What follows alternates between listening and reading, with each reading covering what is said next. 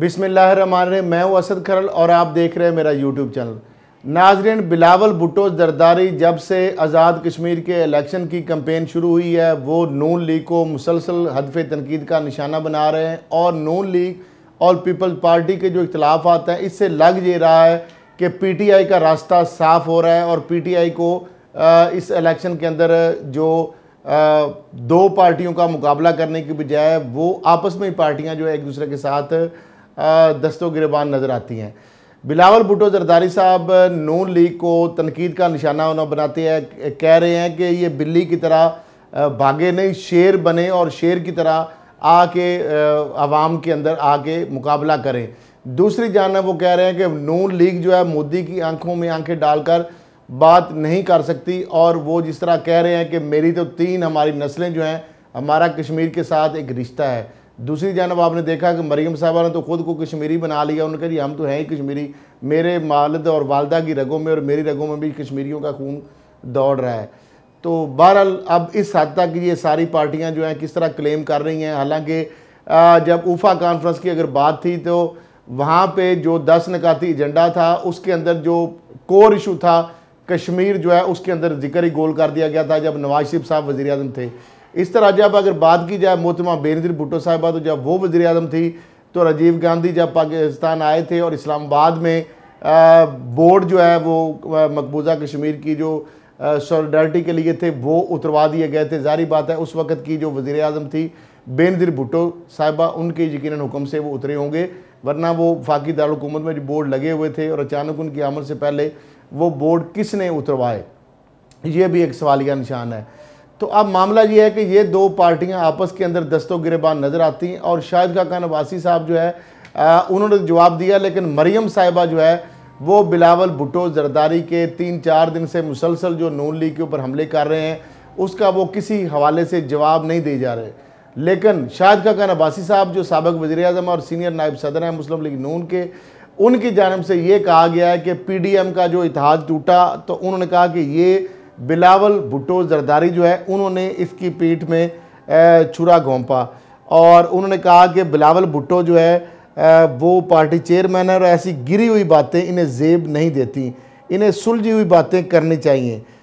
उनका ये कहना था कि बिलावल भुट्टो की घटिया बातें इस काबिल नहीं कि इनका जवाब दिया जा सके और इस बात का गुस्सा है कि PDM से क्यों निकाला गया जिसकी वजह से वो इस किस्म की घटिया बातें कर रहे हैं। उन्होंने कहा कि हमने किसी से मुफाहमत नहीं करनी। शहबाज शरीफ साहब ने मुहावरतन कहा था कि पाँव पकड़ने को तैयार हैं, असूलों पर डील करके हुकूमत को हटाना नहीं चाहते।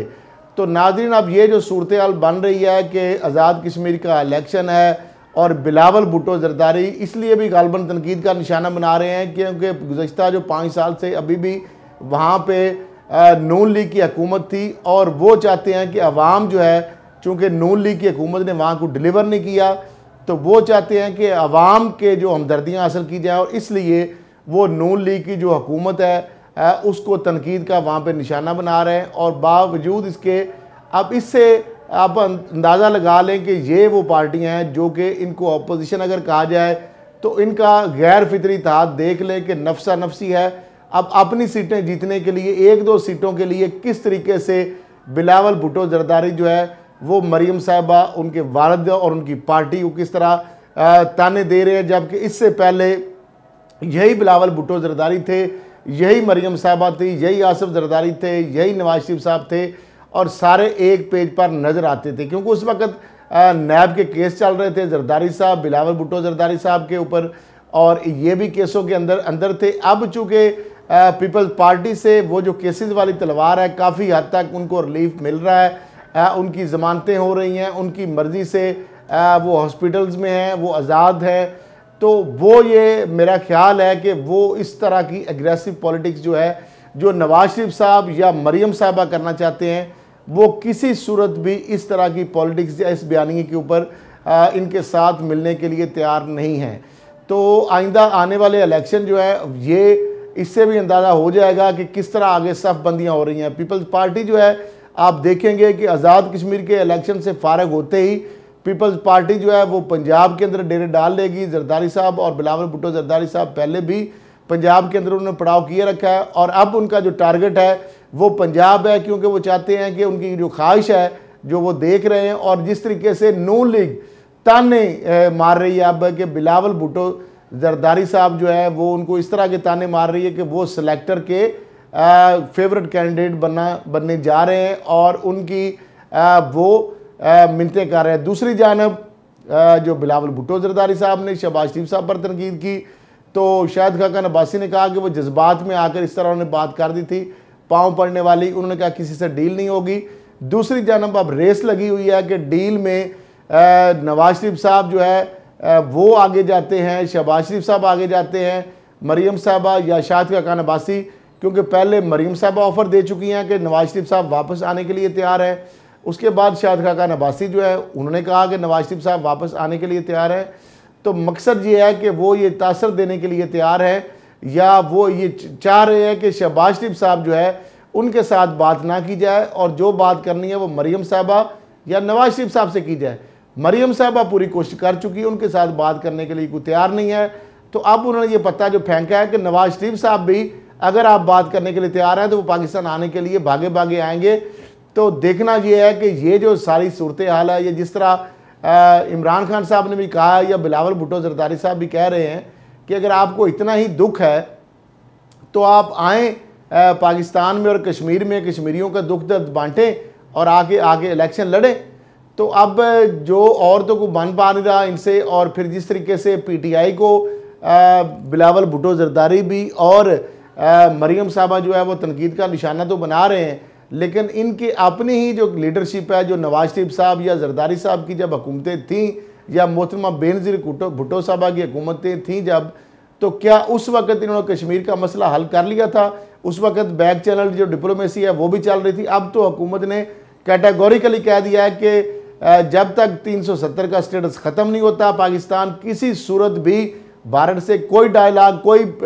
बैक चैनल डिप्लोमेसी ट्रैक 2 कोई नहीं चलेगा जब तक भारत अपना ये स्टेटस वापस नहीं लेता। तो पाकिस्तानी हुकूमत का तो एक क्लियर स्टांस है, लेकिन उसके बावजूद वोट लेने के लिए किस तरह मरीम साहबा इमरान खान को कश्मीर चोर कह रही हैं, बिलावल भुट्टो जरदारी साहब कह रहे हैं कि इमरान खान साहब ने चुप साध ली है और इन्होंने कश्मीर का सौदा कर दिया है। लेकिन अगर देखा जाए तो पिछले 5 सालों में जब नून लीग की हुकूमत थी तो कश्मीर कमेटी जो चेयरमैन साहब थे मौलाना फजल रहमान साहब या नवाज शरीफ साहब, आपने देखा कभी उन्होंने कश्मीर के ऊपर बात की हो? इस तरह जरदारी साहब की हुकूमत में भी आपने देखा। तो अब मामला ये है कि ये को डिलीवर करने की बजाय मरीम साहबा वहाँ पे ये बताएं कि नून लीग ने आज़ाद कश्मीर में क्या काम किया, डिलीवर की जो उन्होंने किया कुछ नहीं है। उनके पास कोई इस तरह का एजेंडा है नहीं। इस तरह बिलावल भुट्टो जरदारी साहब जो है वो कोई बताने के लिए उनके पास है नहीं कि सिंध के अंदर कौन सी दूध और शहद की नहरें बहा दी उन्होंने। तो लिहाजा इसलिए वो नून लीग और पीटीआई को तनकीद कर निशाना बना रहे हैं और मरीम साहबा जो है वो नून लीग जो अब जो पीटीआई है उसको तनकीद का निशाना बना रही हैं। उनके लिए भी अपने पास बेचने के लिए कोई सौदा नहीं है। तो शहबाज शरीफ साहब और मरीम साहबा का जो ये इख्तलाफ है या नून लीग के अंदर जो एक अंदरूनी इख्तलाफ है वो खुलकर सामने आ रहे हैं। जिस तरह मैंने कहा था कि जब अगर मरीम साहबा कंपेन करेंगी तो शहबाज शरीफ साहब कंपेन नहीं करेंगे। अभी तक तो वही सूरत हाल है कि मरीम साहबा वहाँ पे कंपेन कर रही हैं, शहबाज शरीफ साहब वहाँ पे नहीं गए। जबकि पहले से ये था कि नवाज शरीफ साहब ने पहले तो शहबाज शरीफ साहब करना चाह रहे थे, लेकिन नवाज शरीफ साहब ने जब उनको मना किया कि मरीम साहबा कंपेन चलाएंगी और आप भी साथ होंगे, तो इस पर मेरा ख्याल है शहबाज शरीफ साहब को वो बात हजम नहीं हुई और इसलिए वो खामोश होकर बैठ गए हैं। नून लीग के अंदर एक अंदरूनी इख्तलाफात जो हैं वो खुलकर सामने आ रहे हैं। इक़्तिदार, हफ्से इक़्तिदार के लिए शरीफ फैमिली के अंदर अब 2 धड़े वाज़े तक जो सामने आ रहे हैं। एक जानब मरीम साहबा और नवाज शरीफ साहब हैं और दूसरी जानब शहबाज शरीफ साहब और हमजा शहबाज हैं। नून लीग की जो क़यादत है या उनके रहनुमा है जो MNMP की बड़ी तादाद शहबाज शरीफ साहब और उनके बयानी के साथ है अपनी फ्यूचर की सर्वाइवल के लिए। लेकिन चंद लोग शाहिद खाकन अब्बासी या 1-2 और इस तरह के लोग जो हैं वो अभी भी नवाज शरीफ साहब और मरीम साहबा के साथ हैं। अब देखना ये है कि ये ऊँट किस करवट बैठता है, ये रिफ्ट या ये खलीज है ये इस तरह बरकरार रहती है, ये अल्टीमेटली नून से शीन निकलेगी या शीन से नून निकलेगी या क्या आगे सिनेरियो बनता है। पीटीआई जो है उसका रास्ता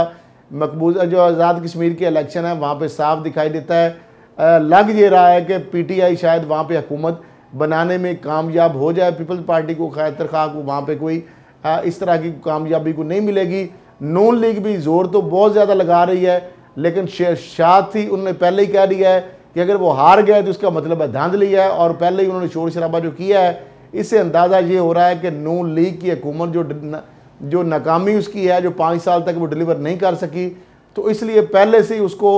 ये